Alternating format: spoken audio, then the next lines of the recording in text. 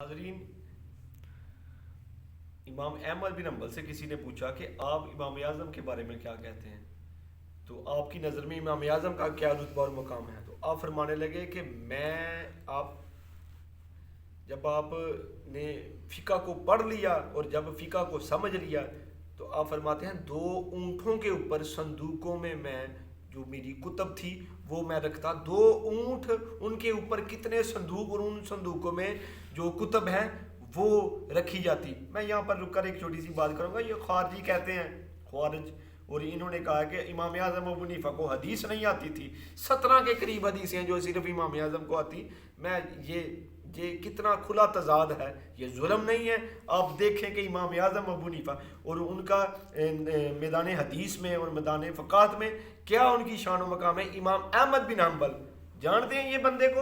کون ہے یہ بندہ؟ حضور کی امت میں 10 لاکھ حضور کی حدیثوں کو یاد کیا ہوا اس جوان نے، 10 لاکھ حدیثیں۔ اور آپ کا بیٹا کہتا ہے کہ ابا جان کو یاد نہیں تھی، ابا جان نے لکھی بھی ہوئی تھی۔ 10 لاکھ حضور کی حدیث کا ذخیرہ سمویا ہوا اس نے اپنے ذہن میں۔ تو وہ امام احمد بن حنبل، آپ فرماتے ہیں کہ وہ دو اونٹوں پر جو میری کتب تھی، وہ دو اونٹوں پر صندوق باندھے ہوئے تھے جن میں میری کتب تھی۔ فرمایا تو یہ اتنا فیض جو ہے یہ تمہیں کہاں سے ملا؟ تو آپ نے فرمایا یہ جتنا بھی فیض ہے مجھے، یہ امام اعظم ابو حنیفہ کے شاگردوں سے مجھے ملا ہے۔ اللہ اکبر! امام اعظم ابو حنیفہ کے شاگردوں سے۔ فرمایا کس سے؟ تو فرمایا یہ امام ابو یوسف سے مجھے یہ سارا فیض ملا ہے۔ اور امام ابو یوسف وہی ہے جو کہتے ہیں کہ میں 19 برس اپنے استاد گرامی کی بارگاہ میں خدمت میں رہا، لگاتار 19 برس۔ وہ امام اعظم ابو حنیفہ، ان لوگوں کے کہنے سے کیا ہے؟ لیکن دیکھیں یہ تضاد ہے کہ 17 حدیثیں امام احمد بن حنبل، 10 لاکھ حدیث یاد کی آپ نے، لیکن آپ وہ زبانی آتی۔ آپ نے فرمایا یہ جتنے کا جتنا فیض ہے یہ سارا امام اعظم ابو حنیفہ کے دروازے کا فیض ہے، اور یہ آپ کے شاگردوں کے شاگردوں سے مجھے عطا کیا گیا ہے۔ امام شافعی سے پوچھا گیا کہ آپ کے نزدیک امام اعظم کا کیا مقام ہے؟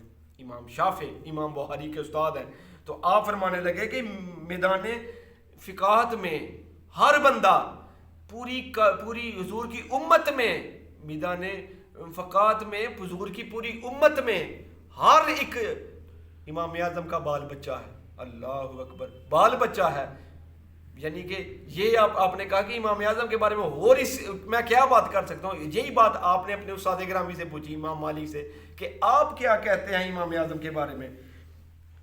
جانتے ہیں یہ بندہ کون ہے؟ امام مالک دار الحجرہ۔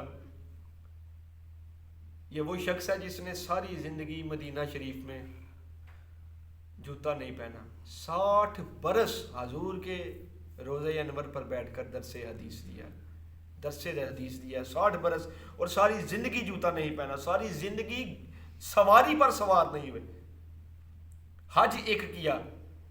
آپ کے شاگرد پوچھتے ہیں کہ ساری زندگی آپ ادھر مدینے میں رہے ہیں، حج کرتے ہو، دوبارہ کیوں نہیں حج کیا آپ نے؟ تو آپ نے فرمایا فرض تھا ایک، ادا کر دیا، اب اس نبی کے شہر کو چھوڑنے کو میرا دل نہیں کرتا۔ میرا دل نہیں کرتا کہ میں نبی کے شہر کو چھوڑوں، میرا دل کرتا ہے کہ میں اسی شہر میں، اور مجھے اسی شہر میں موت ہے۔ سرکار کے ایک فرمان کو دامن سے لگائے رکھا ہے کہ حضور نے فرمایا تھا جس کو ہو سکے تو میرے شہر میں مرو، تو فرماتے ہیں کہ وہی حضور کا جو فرمان ہے اسی کو اپنے سینے سے لگا کر بیٹھا ہوں۔ اب میرے بھائیوں کہ آپ نے حضور کے عشق میں خانہ کعبہ کا حج قربان کیا، خانہ کعبہ کے طواف قربان کر دیے، ہر شے قربان کر دی حضور کے مدینہ کے لیے، حضور کے روزے کے لیے۔ فرمایا میری زندگی گزرے تو ادھر ہی گزرے۔ وہ امام مالک، تو اسٹوڈنٹ پوچھتے ہیں، شاگرد پوچھتے ہیں، آپ کا آخری ٹائم تھا، تو پوچھنے لگے کہ حضور سے اتنی محبت کی ہے حضور کے ساتھ کہ ساری زندگی جوتا نہیں پہنا۔ آپ کا کبھی آپ کی زندگی کو پڑھیں، آپ مدینے کی گلیوں سے رگڑ کر گزرا کرتے، آپ کے جسم پر نشان پڑ جاتے۔ لوگ کہتے ہیں کہ جناب گلی کے اندر سے آپ گزریں، آپ یہ رگڑ کر کیوں گزرتے ہیں؟ یہ دیوار ہی تو ہے نا۔ تو آپ فرماتے تمہیں دیوار دکھائی دیتی ہے، مجھے تو نسبت مصطفیٰ دکھائی دے رہی ہے۔ آپ فرماتے مجھے تو یہ نسبت مصطفیٰ دکھائی دے رہی ہے۔ آپ کے شاگرد پوچھتے ہیں ساری زندگی اتنا ادب کیا حضور کا، حضور کے شہر میں بیٹھے رہے، حج نہیں کیے، عمرے نہیں کیے، طواف قربان کر دیے، کچھ ملا بھی؟ تو آپ کے چہرے پر مسکراہٹ آ گئی اور آپ فرمانے لگے چونکہ میں کبھی نہ بتاتا لیکن اب مجھے یقین ہے کہ میں نے نہیں رہنا، میں نے بچنا نہیں، میں نے رہنا نہیں ہے، تو اب میں تمہیں ایک بات بتاتا ہوں. وہ 3-4 ہزار بندہ سامنے بیٹھا ہوا ہے آپ کے جو آپ کے شاگرد ہیں. تو آپ فرمانے لگے کہ بات یہ ہے کہ ہم اتنی محبت کریں حضور عطا کیوں نہ فرمائیں. اس کے بعد آپ کہنے لگے خدا کی قسم میری زندگی میں کوئی رات ایسی نہیں گزری کہ میری آنکھ لگی ہو اور سرکار دو عالم تشریف نہ لے کر آئے ہو. ہر رات حضور تشریف لاتے تھے، ہر رات میرا دل مدینہ بنتا تھا، ہر رات حضور تشریف لاتے تھے. اندازہ کریں آپ. ان سے کسی نے پوچھا کہ آپ امام اعظم کے بارے میں آپ کیا فرماتے ہیں؟ تو آپ فرمانے لگے کہ وہ تو انسانوں میں ایک عجیب انسان تھا، انسانوں میں ایک عجیب انسان تھا. میں نے آج تک اپنی زندگی میں ایسا انسان نہیں دیکھا، میں نے اپنی زندگی میں ایسا انسان نہیں دیکھا. اور جتنا بڑا دین کا عالم میں نے امام اعظم کو دیکھا ہے پوری کائنات میں کسی کو نہیں دیکھا. ایک امام طحاوی ہوئے ہیں، طحاوی شریف جنہوں نے لکھی ہے، امام جعفر طحاوی، ان کو پڑھے بغیر تو امام اعظم تک تو کوئی پہنچ نہیں سکتا. بڑی کمال کی انہوں نے کتاب لکھی ہے.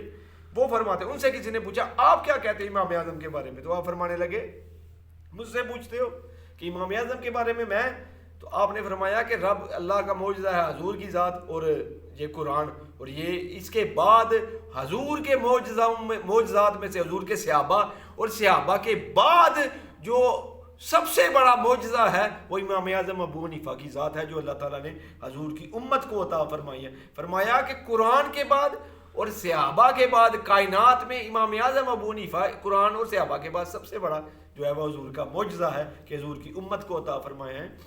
تو سامعین کہ آپ کی شانیں تو بہت ہیں، کیا شروع کریں، کیا سنائیں، کیا نہ سنائیں. تو وقت کے دامن میں اتنی نہیں، انشاءاللہ پھر امام اعظم ابو حنیفہ حضرت نعمان بن ثابت کے بارے میں انشاءاللہ گفتگو کریں گے. واخر دعواہم ان الحمدللہ رب العالمین.